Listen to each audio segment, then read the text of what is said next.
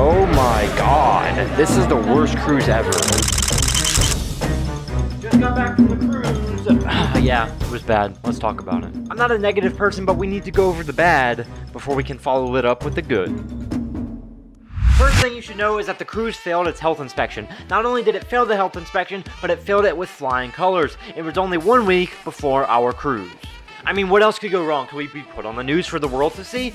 Yes, Josh, that's exactly what happened. Here's the news. The compliance checklist full of infractions, giving Fantasy a failing score of 77 out of 100. Now, would I have gone on this cruise knowing it failed its health inspection? No. No one's like, yes, I want to go on an unsanitary cruise ship. That's my dream, bro. No one's like that. So let's talk about the food. Oh, buddy, the food, which was kept in sanitary conditions. Most of it was awful. And if you're going to store my food in a trash can, at least make sure it tastes good. Here's the funny part too, when the waiters would come out in their fancy tuxedos carrying the fancy like metal trays and stuff, the food was kept in microwavable containers. Are you kidding me? What? How does that work? It was like seeing a 5-year-old pretending to be fancy, but they have no idea what they're doing. They're like wearing the nice clothes and they're being quiet because being quiet is fancy. Then they serve you microwave food. I was always questioning if the dish came out of a box or like a can somehow. And one night I tried the ox tongue, which was the best thing I had the entire trip. If you haven't realized by now, I went on the Carnival Fantasy, and everywhere online it says, you gotta try Guy's Burger Joint. It's the best burger you'll ever have. You gotta try Guy's Burger Joint. Yeah, it tasted like a McDonald's Big Mac. Like, there was nothing special about it. It wasn't even seasoned. Oh, and by the way, they only had single beds because who would ever want a full bed or a queen bed or a king bed? No one, I mean, who wants sleep anyways? Speaking of sleep, that was actually the most fun thing to do on the entire ship. You might think I'm joking, but there was actually nothing to do. One day I just watched a seminar on how to improve posture that lasted about 5 hours. Then I quickly ran over to the debarkation seminar because you know I wouldn't miss that one for the world. You love seminars and Golden Girls trivia. Yeah, this is the cruise for you. Honestly, there wasn't even things for old people to do. I was halfway expecting like 1920s presidents trivia and bingo nonstop and like a seminar on how millennials are ruining the world. There wasn't even that. There was actually nothing to do like ever. Oh, and make sure you don't bring your kids either because the kids area is in a literal bar. You might think I'm joking, but I'm showing you the footage right now. The Children's Center ages 0 to 12 is in the bar. I was walking past the bar one day because walking up and down the steps is the best way to pass time, and they're having a Build-A-Bear workshop in the bar. Not just outside the bar, not even in the 0 to 12 area. These kids were literally at the bar stools, ordering drinks, building a bear off to the side. Like, what? That doesn't make any sense. Oh, and everywhere you go, the smell of cigarettes and weed just follow you around. That's like a green trail that just follows you wherever you go. Then this dude from the Russian Mafia started following us around. He's like one of the photographers on the ship. And we were taking pictures with another photographer. And my dad uses his phone to take a picture. No, can't do that. Dude storms over. You cannot do that. And then he gets mad at the photographer. Like, it's not her fault, dude. Why are you mad at her? Long story short, every time we went up on this guy's level where he's taking pictures, he would like make himself as big as possible to try and intimidate us. Long story long, I took a picture of this guy so you can stay away from him. His name is Slavcho, and I reported him to the Russian authorities. Yeah, the survey card. For me? Yeah, okay. Worst part of all that is that if he decided to beat me up on the ship, I'd have to pay for my own band-aids. My grandma went on the cruise with us and she cut herself on one of the tables and she goes to guest services asking for a band-aid, right? And then they're telling her, ma'am, that's going to be $1.50 for a band-aid. You're going to charge a grandma $1.50 for a band-aid? Are you kidding me?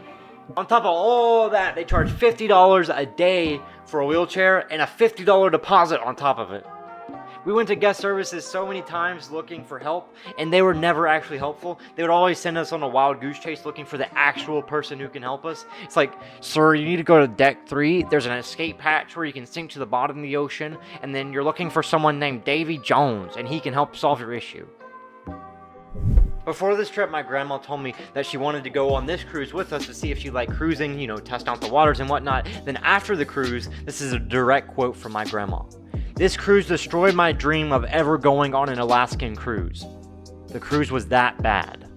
If anyone from Disney Cruise Line is watching this, I'll go on an Alaskan cruise. I need content anyway.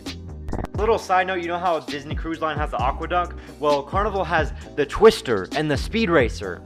And what's ironic is that while I was sliding down the slide, the song that was playing was Highway to Hell. Yeah, that was pretty fitting actually. Earlier we talked about how this cruise isn't for old people and how you shouldn't bring your young children unless they're alcoholics, but this cruise isn't for college kids either. There were some dance parties, but they kind of sucked, and I only went to them so I could record for this video, and I can't play the music from these parties because I'll get a copyright strike, so you'll just have to bear with my rendition of the songs.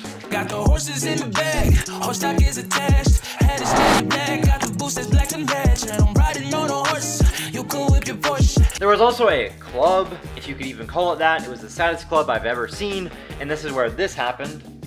Oh my god, this is the worst cruise ever. On the way out of the club, I'm telling the security guard, hey, I'm a famous YouTuber. I need this for a video. It's important. They also have these super out-of-place dance parties while you're at dinner.